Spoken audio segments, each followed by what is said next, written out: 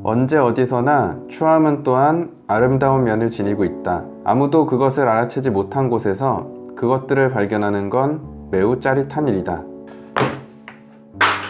19세기 말 후기 인상파 시대의 거장 툴루즈 로트렉이 남긴 말인데요. 오늘은 이 로트렉에 대해서 핵심만 뽑아서 여러분에게 좀 소개하는 시간 가져볼까 합니다. 로트렉은 1864년 프랑스 알비란 지역에 태어난 인물로 알려져 있는데요. 원래 풀네임은 앙리 마리 레이몽드 툴루즈 로트렉 몽파 라는데요. 프랑스 사람인데 이름 길면 잘 산다고 예측하면 되는 좀 느낌적 느낌이 있죠. 십자군 전쟁 때 굉장히 큰 공적을 세워서 재력 1순위에 권력도 1순위였던 집안이 원래 로트렉가다 라고 생각하시면 될 것 같습니다. 다만 로트렉이 태어날 무렵에는 세월이 좀 지나 있어서 권력은 잃어가고 재력은 유지되고 이런 상태라서 이거 유지하겠다고 근친혼을 이어갔다는데요. 부모님도 서로 이종사촌지간이었다고 합니다. 이미 유전병 있는 아이들이 계속 태어나고 있었던 거죠. 어린 시절 사진 딱 보시면 너무 귀엽고 예뻐 보이죠. 4살 터울로 태어났던 로트렉 동생이 1살에 세상을 떠나버렸기 때문에 장남에 대한 기대치가 되게 컸었는데 안타깝게도 12살이 될 무렵부터 징후가 좀 나타났다고 합니다. 입술이 붓고 하관이 커지고 잘 때 침도 많이 흘리고 아이가 병들고 다치기 시작한 거죠. 14살, 15살 때 의자에서 일어나다가 넘어진 사고랑 산책하다 도랑에서 넘어진 이 2번의 사고로 양쪽 대퇴골이 다 한 번씩 부러진 이후 유전병 플러스 후천적 사고로 상체는 성인처럼 계속 자라는데 하체는 자라지 않는 상태가 돼버렸답니다. 책마다 기록이 좀 다르긴 한데요. 보통 140cm대의 키였다라고 소개되고요. 크게 표기된 책도 150cm 정도였다 라고 소개돼서 이렇게만 인생 간단히 들으면은 아유 되게 우울한 사람이겠다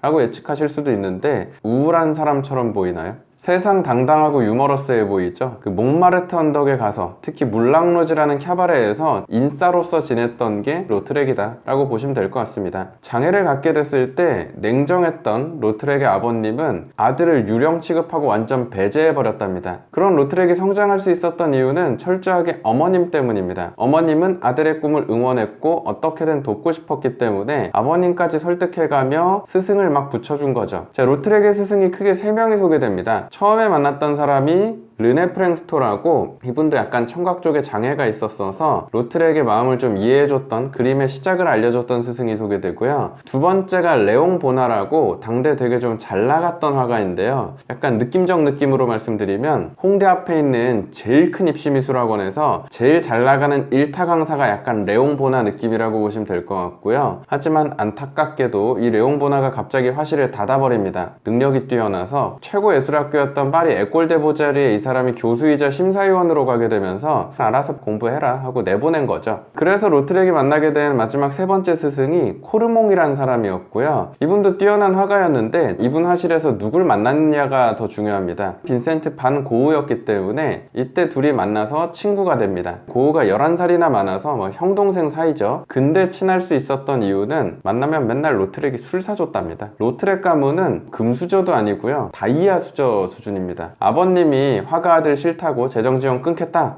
라고 얘기를 해도 이미 로트렉 자기 명의에 성이 한 채 있고 파리에 작업실 따로 있고 뭐 이런 수준이었기 때문에 로트렉 취미는 서민은 보기도 힘든 고급 양주 가지고 와서 폭탄주 만들어서 친구들 먹이고 같이 취하는 걸 좋아했었기 때문에 고흐한테는 완전 최고의 친구였죠. 물랑루즈라는 캬바레에 다니기 시작하면서 일감을 의뢰받고 브랜드 파워를 좀 갖게 되는데요. 로트렉이 가지고 있는 가장 상징적인 타이틀이 모던 그래픽 아트의 선구자 란 타이틀을 가지고 있습니다. 흔한 말로 뮤즈라고 할 수 있는 대표적인 모델 3분을 토대로 작품을 소개해 드려 볼까 합니다. 잔 아브릴이란 여인인데요. 로트렉이 물랑루즈란 캬바레에서 제일 좋아했던 댄서로 유명합니다. 잔도 마음의 상처가 많아서 로트렉하고 좀 공감대가 컸답니다. 잔의 어머님은 보통 책에선 고급 매춘부였다 라고 소개되는데요. 화류계에서 주로 좀 상류층이나 귀족 상대하는 매춘부였답니다. 그래서 실제로 이탈리아 귀족의 내연녀가 돼서 잔이 태어났던 건데, 이 귀족에게 버림받게 되자 이 냉정한 어머님은 딸을 밤거리에 내보내서 돈을 벌게 하고 폭언과 폭행을 막 가해서 틱장애를 끌어안고 가출하게 됐을 때 치료받으려고 의사에게 조언을 구했더니 춤 배우는 게 도움될 수 있다 라고 해서 배웠는데,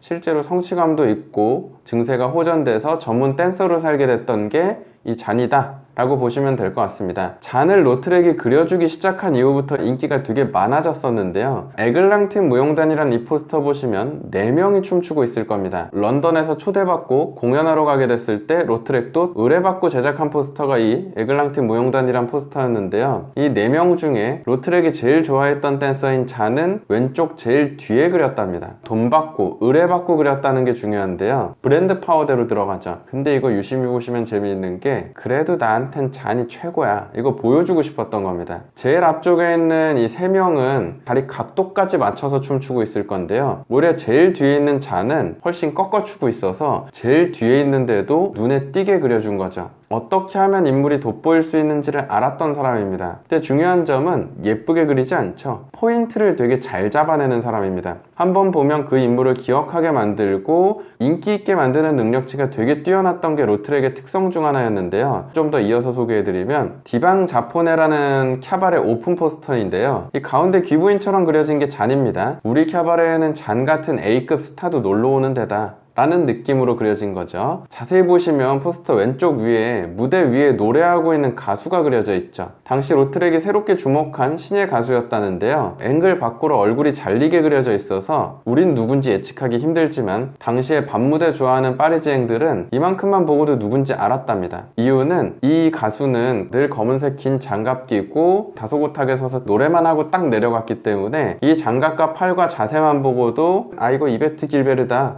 하고 바로 알았었답니다. 이렇게 생겼습니다. 아이들은 이거 보고 여자 쪼커예요? 하고 물어볼 정도로 역시나 좀 자비 없이 그려놨죠. 그래서 실제로 길베르 어머님이 고소하려고 준비했었다는 기록도 남아 있습니다. 근데 막상 이거 실행은 안 했다는 게 계속 그려주니까 또 딸이 유명해진 거죠. 그래서 실제로 길베르가 로트렉 만났을 때 그런 말 했답니다. 나 그려준 거 고마운데 나 조금만 예쁘게 그려주면 안 돼? 이런 부탁했다는데요. 안 닮게 그린 건 아닙니다. 본인은 사실 좀 싫은데 보는 사람들은 웃으면서 기억하게 만들어버리는 거죠. 길베르를 위해 그려준 화보집이 있는데요. 로트렉이 정말 똑똑했던 건 화보집 표지는 이렇게 장갑만 그려져 있습니다. 사람들은 이제 검은 장갑만 봐도 길베르가 연상될 거고요. 이 이후 장갑 끼고 무대에 등장하는 가수들은 길베르 짝퉁처럼 보일 수도 있겠죠. 이 둘은 여성 메인 모델에 해당한다면 남성 메인 모델도 한 명 있는데요. 아리스티드 브리앙이라는 가수가 있습니다. 특이한 게 당대 샹송 가수들은 스폰서 잡으려고 부자들을 위한, 권력자를 위한 노래들 많이 작곡했다는데요. 이 브리앙은 사회 풍자곡이나 혹은 서민이나 하층민들을 위한 노래를 거리에서 많이 불러서 돈은 많은데 서민들하고 친했던 로트렉하고도 술친구가 된 거죠. 파리의 밀르리통이라고 자기 개인 캬바레를 오픈하게 됐을 때 로트렉에게 의뢰해서 제작한 포스터였는데요. 로트렉은 배경 싹싹 제해버리고요. 색도 3가지만 쓰고 심지어 인물도 옆모습을 그려버립니다. 늘 중절모에 커다란 정장에 빨간색 머플러를 메고 다니면서 노래를 했기 때문에 그 포인트를 딱 살려준 거죠. 옆모습의 얼굴은 또 디테일하게 표현해놔서 카리스마 넘쳤던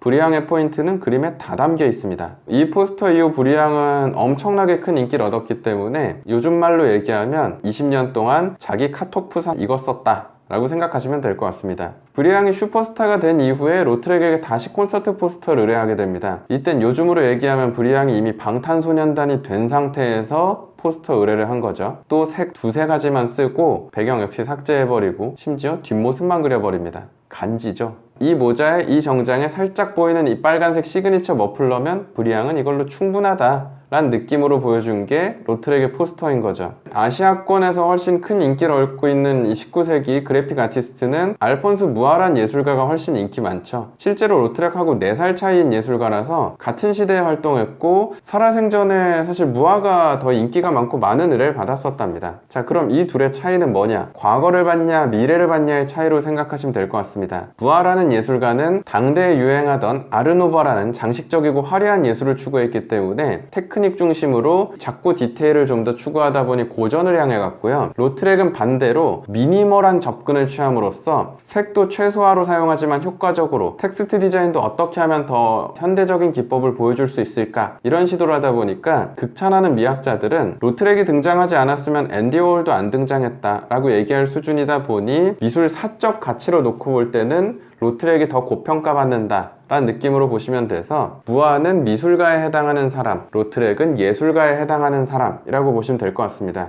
장인처럼 기술의 극점을 보여주는 사람이 뭐 그렇다고 못난 게 아니기 때문에 취향 차이죠. 로트렉이 당대 보수 평단에선 욕을 좀 많이 먹었답니다. 고전을 존중하지도 않는다, 얘는 글렀다 라고 욕을 했는데 거리에 나가면 로트렉 포스터를 찾을 수 없었답니다. 진보적인 예술가나 비평가들은 로트렉이 미래라는 걸 알았기 때문에 다 뜯어가서 자기 집에 가져가서 난 이거 알아봤다 라고 인증하다 보니까 막상 볼 수 없었던 거죠. 피카소가 로트렉보다 17살이나 어린데요, 로트렉 포스터에 되게 감동했었답니다. 가난하게 지내던 시절 자기 방을 그린 푸른방이라는 작품 보시면 메이 밀튼이라는 드레스 입고 칠렐레 팔렐레 춤추는 게 포인트인 사람이라서 그 특성 살려서 또 그려줬던 건데요, 요 포스터에 되게 감동했던 피카소가 자기 방에 붙여놨죠. 피카소가 보여줬던 그 다시점의 저변에는 현대적인 새로운 시선을 추구했던 로트렉의 관점이 녹아있다 라는 평가를 받다 보니까 현대의 시작을 알린 여럿 중 한 명으로 평가받는 게 바로 이 로트렉이다 라고 보시면 좋을 것 같습니다. 여러분도 여러분만의 관점으로 로트렉의 인생에 대해서도 한번 느껴보고 작품의 가치에 대해서도 판단해 보시면 좋을 것 같습니다. 그럼 저는 로트렉을 어떻게 판단하고 있는가? 툴루즈 로트렉전 진행 중이죠. 5월 16일까지 연장돼서 진행될 예정이라고 합니다. 저는 매주 일요일 현장에서 마치도록 하겠습니다. 시청해주셔서 감사합니다.